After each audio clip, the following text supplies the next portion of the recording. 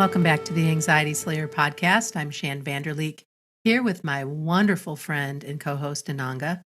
We come together weekly to share Anxiety Slayer sessions with you and often answer listener questions from our inbox and Facebook page. Together, we're celebrating 15 years and a powerful collection of techniques to reduce anxiety. Welcome back, Ananga. Hey, Shan.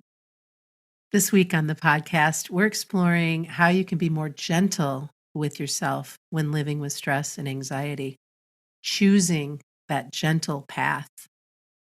And before we dig into the content, we'd like to give a shout out and a big thanks to our new patrons for supporting our work together. If you want to become an Anxiety Slayer patron and get access to over 200 anxiety relief offerings, visit patreon.com/anxiety slayer. What does it mean to choose the gentle path when living with anxiety? I was inspired to talk about this by a quote I saw from one of my favorite authors, Catherine May, who made the point that we can't heal by force. And I think sometimes with anxiety, we have this feeling and these thoughts that, we're a burden, we're not operating efficiently, it's affecting our family, it's affecting our work, and then other anxieties come that people are going to get sick of us, or we might lose our job, and we just want it to stop. Right. So then we might think, if I could take something or do something to just make it stop, but it really doesn't work like that. But gentleness is a great healing approach. It is. And that quote is just so potent. I just keep thinking about we can't heal by force. And then how often we do a number on ourselves trying to do just that. And we're not kind to our bodies, or we're not kind to our minds, whatever might be going on. We just want to get on with it. And that ties right back into your upbringing, depending on when you came up for some people, but also that space, that very archaic, suck it up, move on. Yeah. You've got stuff to do. And this fix-it mindset is not helpful. And when you're already sensitive by nature, chances are you need to take a different path anyway. And that is the gentle path. That is coming back to this sweetness and understanding that you can absolutely look after yourself without forcing anything, by what you can eliminate, by what you can add that's going to bring more sweetness, by the understanding that sometimes, whether you like it or not, and depending on your nature, that even if you want what you want right now, it might take more time, and you need to call in the other parts of you to accept that it might take more time than you think. And in that time, you're going to invest in yourself in the best, sweetest way you know possible, and bring in simple ideas and remedies and things over time, bit by bit, little by little, instead of, I got to have it all done right now, and being impatient with yourself, right? Yeah, it's such a mindset that we have to overcome in so many areas of our life. On my spiritual path, I'm reminded at least weekly that it's a gradual process and a developing of our consciousness that changes over time. It's a huge irony, this heal by force. The two words just don't go together. No. We're trying to do what we think is going to fix things, and sometimes there's some desperation in there as well. And I'm not sure if that's something Catherine May, when she posted this quote, also went on to mention, but I certainly read it somewhere in the last week, like the desperation of healing. And they go against our nature and they put us under more pressure. So yeah, it's a huge irony if we think that we can just do something and it's all going to stop and it's all going to get better. It's a difficult mindset to change because we can be so caught up in it, but it's not serving us well. Right. And Ayurveda teaches that any change means some strain on our system, even good change. Mm-hmm. Any change affects our vata, this energy that affects our nervous system. And when the vata energy goes up, according to Ayurveda, our anxiety can increase. Any change affects vata, travel, seasons, diet, relationships, any change, even good, even a sought after promotion is still a change, is still an adjustment. We don't allow time to adjust. Mm. And that puts us under more strain.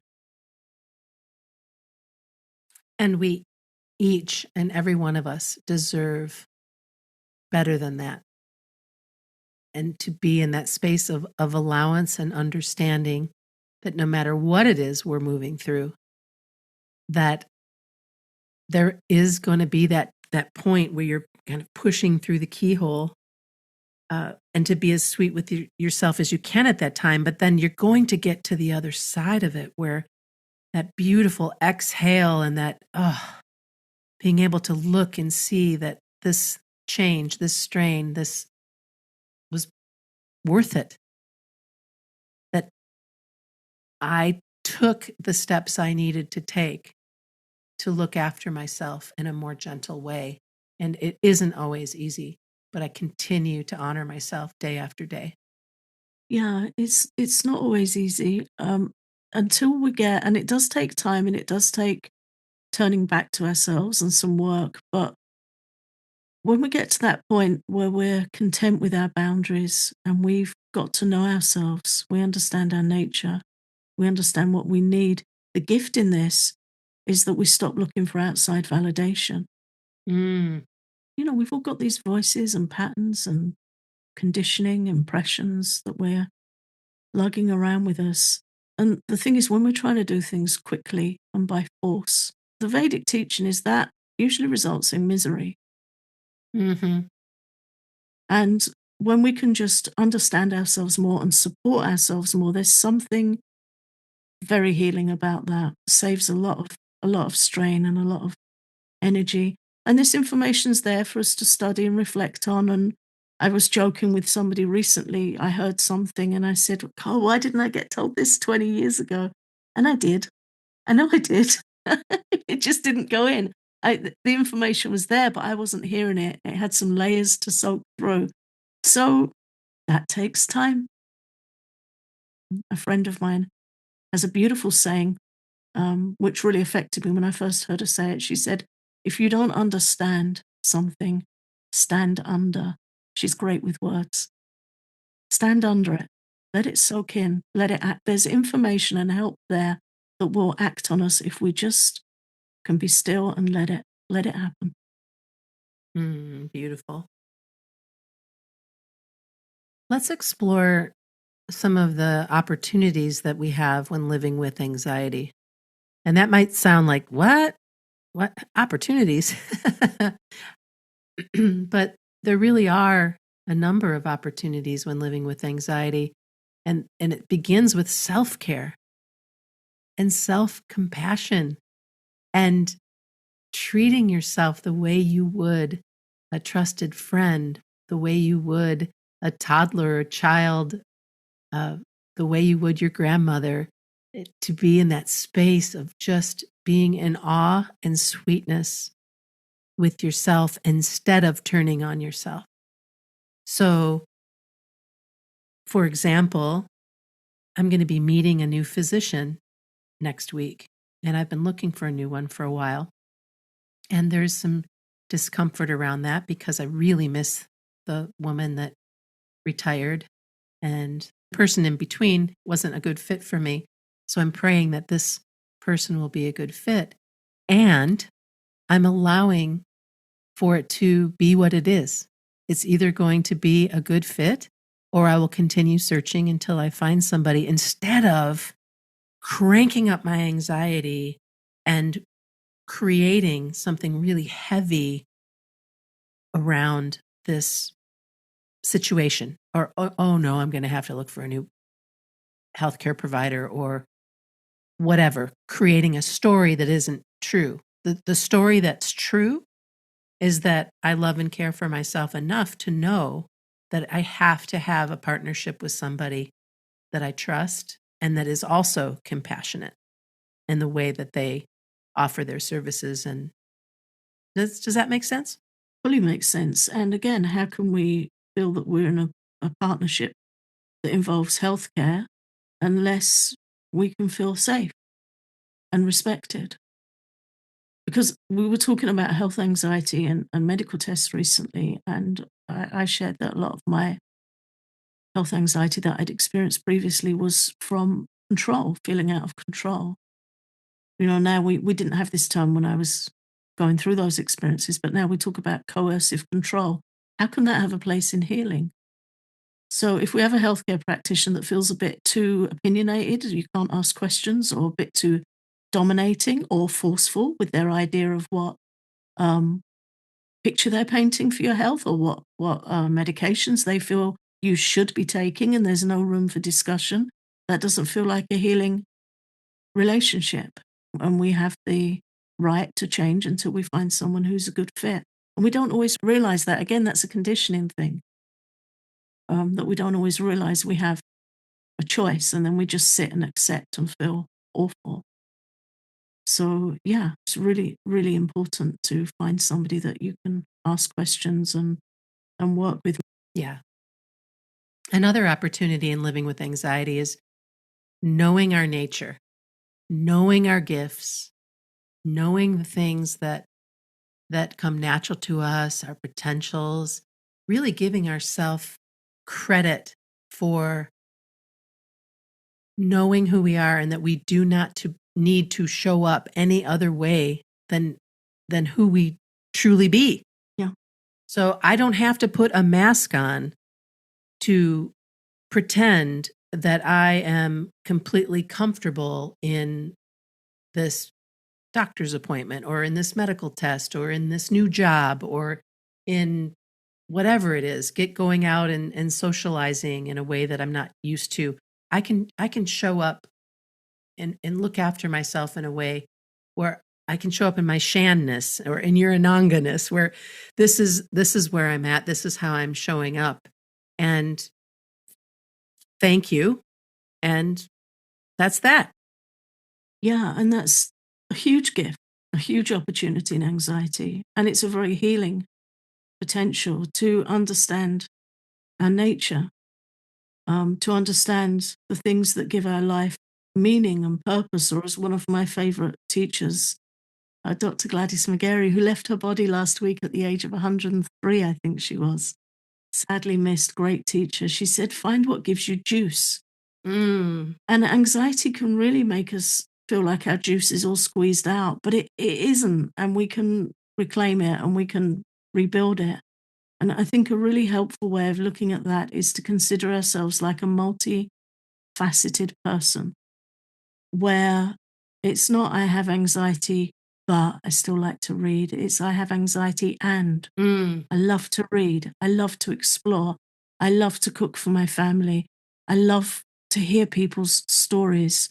It's not like we can let anxiety eclipse us. Good point. Anxiety is not a dead end. It does not define who we are. No, don't let it be a dead end. No, let it coexist with bigger and brighter things. Yeah. I have health anxiety, and I love to look after myself with natural remedies and supplements.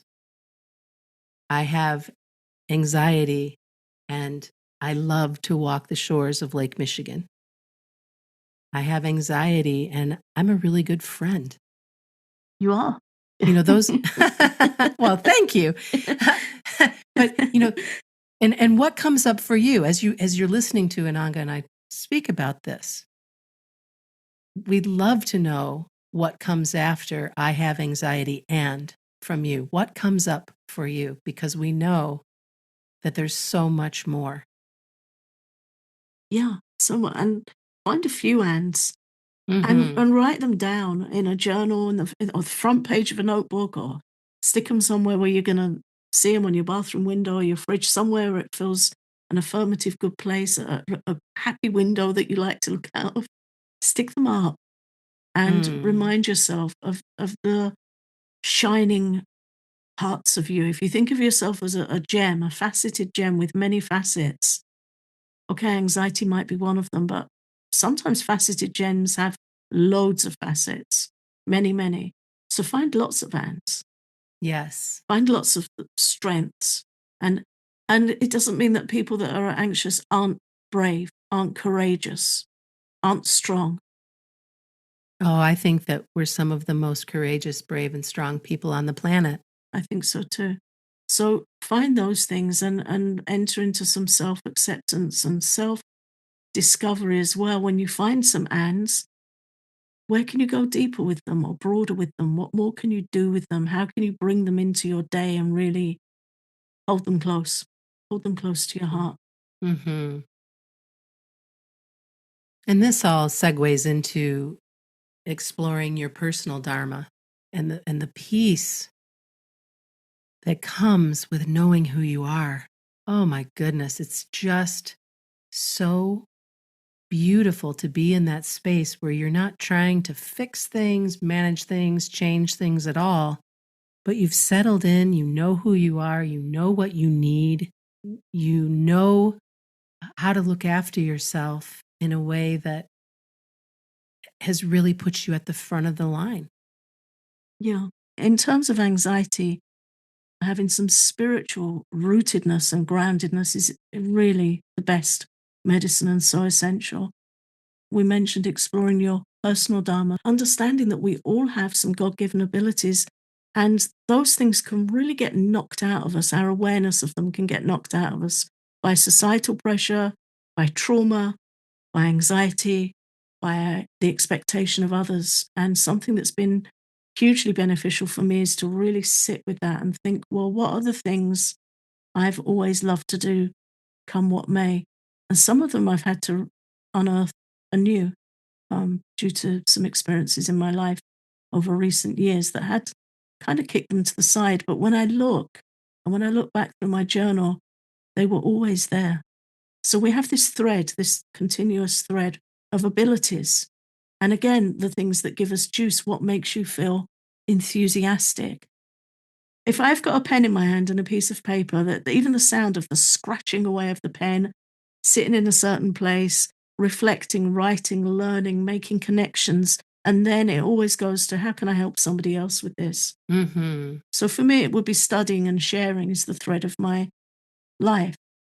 And I'm completely happy with that and completely at peace with it. And I've had to kind of fight for it in my younger years because it would have been normal for me to be working in London, which made me ill. I was a business travel consultant, was what I went to do. And I learned to be good at it, but it doesn't suit my nature at all. And it was so stressful. And I was just getting more and more and more exhausted. So there's the opportunity here to, again, look at what gives us juice, what anchors us.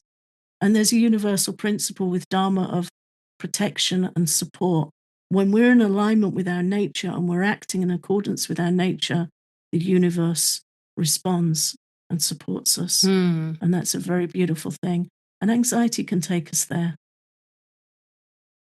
That makes me think of when I immerse myself in my garden or in making the tinctures that I do, the healing medicines that I create, and the new recipes for different teas that I can make on my own, or different supportive remedies, I guess, for myself, for my family, for my friends and neighbors, to be in that space of creating something relevant and satisfying. It's a beautiful way to take your mind off of anxiety, to take your attention away from it, and to be in that space of, and creating beauty. I love creating beautiful spaces and altars and uh, there's so many little spaces in my home that are like tiny, tiny little beauty altars for my soul, or for yours if you see it. And that immersion is so talk about anchoring. I'm anchoring in and inviting others to anchor in walking in beauty. As you are too. We just we go about it in our own personal Dharma way. Yeah, and to just be at peace with that. I am what I am. Mm-hmm. And, Edith Eger, I've heard me quote her many times. She says, I be me and you be you. And where we meet, we dance together and we exchange together. But we can be individuals with our individual interests and without apology. That this is what I like to do. Yeah. That we can say, I really love to do this. And if it doesn't sit well with somebody else, that's okay. They can share what they like. But again, no eclipsing. I remember talking with my mother a while ago and I said, I really like to talk deeply. And she said, I know you do. Like it's a problem. She's not comfortable with it. That's okay. I don't have to inflict it on her if she's not comfortable. But I'm blessed to have friends in my life where I really can talk very deeply. And I come away feeling so nourished. That makes me think. My mother says, you know too much. She doesn't want me to go too deeply either. So our mothers have that in common. So we need to find our tribe. Yeah. Again, and that's the other thing. We need to find our tribe. Yeah. Community. Yeah, I think there's a Winnie the Pooh movie about that, about Tigger finding his people, if I remember rightly. But we need to find our community where we don't feel like a weirdo or an outcast, because I've had it so many times in my life. I've been called a weirdo and a hippie and a this and a that, and I don't care anymore. Mm-mm. I'm trying to help people as much I can. I've got a lot of love to give, and yeah, I've got my areas that bring me joy. There's a really great book called Flow. It's a very famous book. And I was reading it some years ago, about 25 years ago when I studied NLP. But it's this state of absolute immersion where everything just passes because we're so immersed in our own thing that has relevance to us. And I've noticed that both anxiety and physical pain fade when you do that. And I've experienced it hundreds of times. Absolutely. I have too. So that's the opportunity in anxiety. Find your thing and tell us, share. We don't think anyone's weird. My favorite people are weird, so I don't have any. Yeah, I think it's a compliment these days, isn't it? Yeah.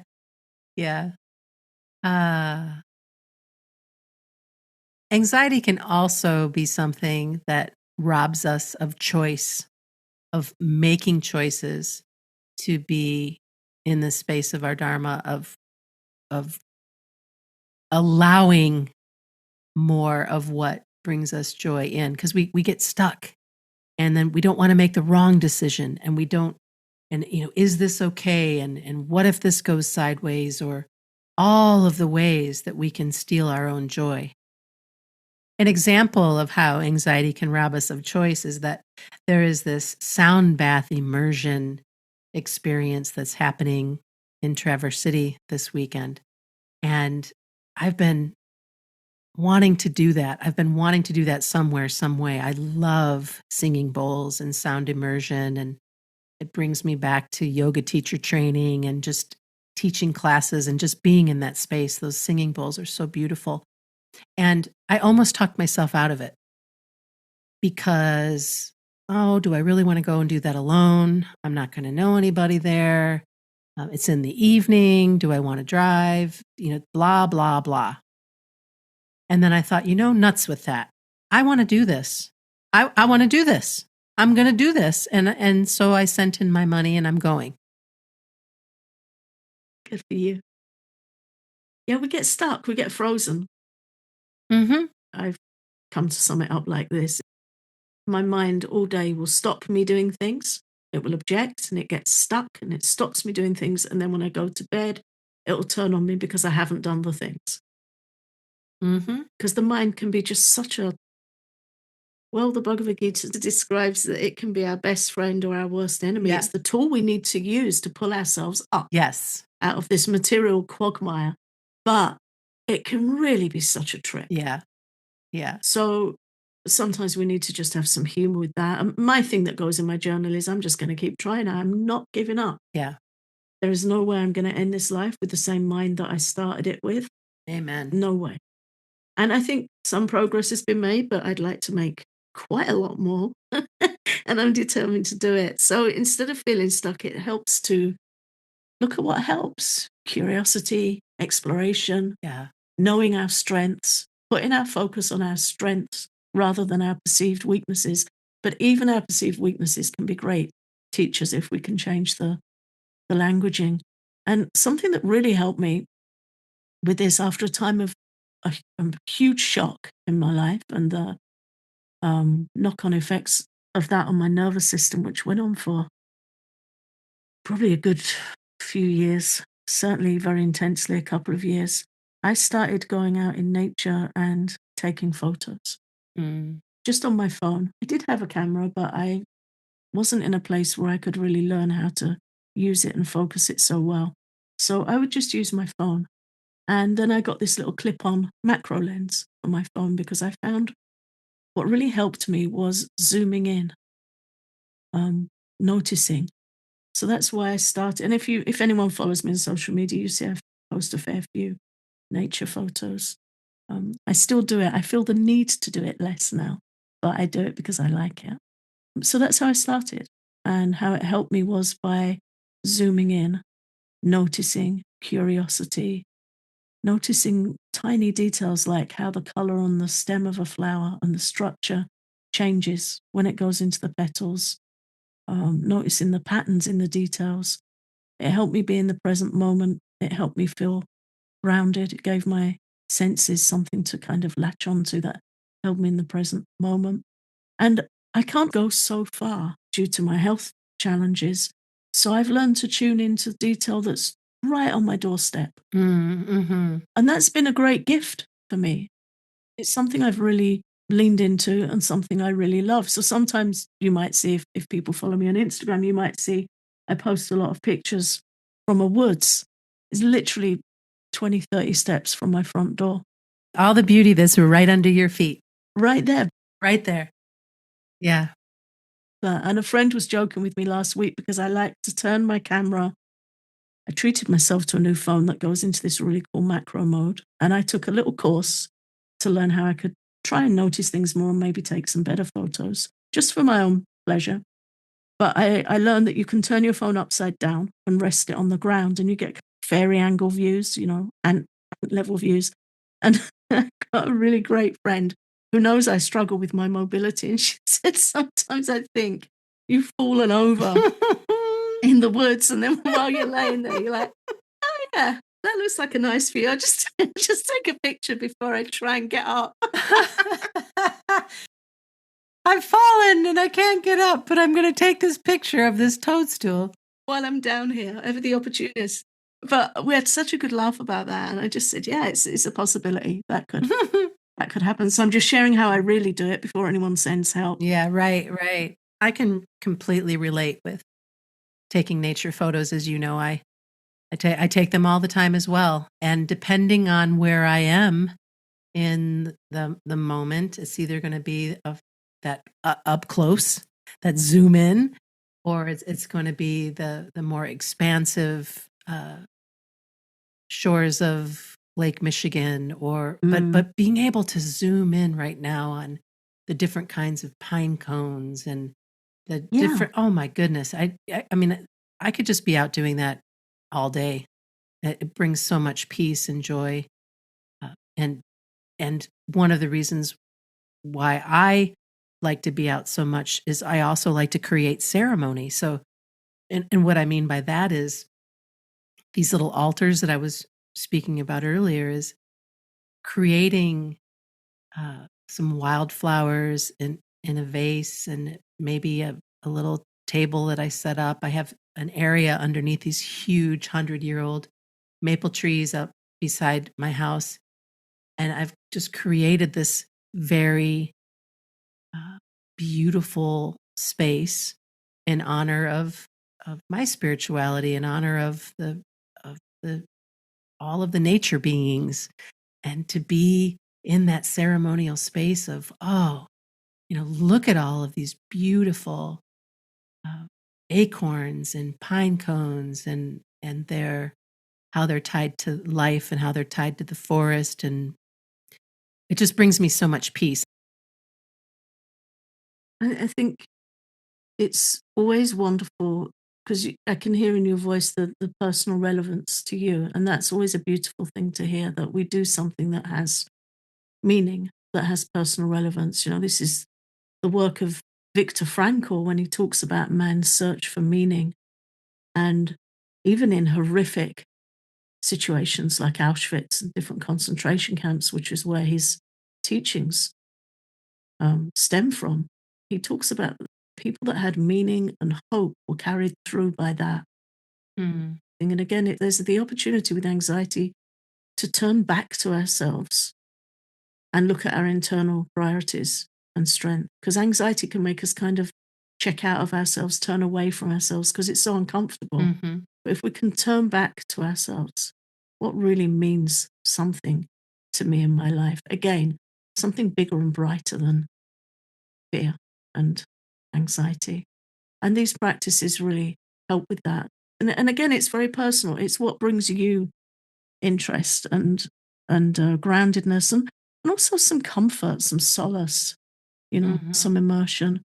So again, I think the thing is just, we can't force healing, but we can cultivate gentleness and curiosity, and we can nurture healing. Mm. And that's a beautiful journey. We invite you to choose the gentle path. We hope that you enjoyed this episode. Thank you for listening. If you love our podcast, please consider exploring our Patreon for loads of Anxiety Slayer extras for calming anxiety. You'll find tapping sessions, popular episodes, guided meditations, and so much more.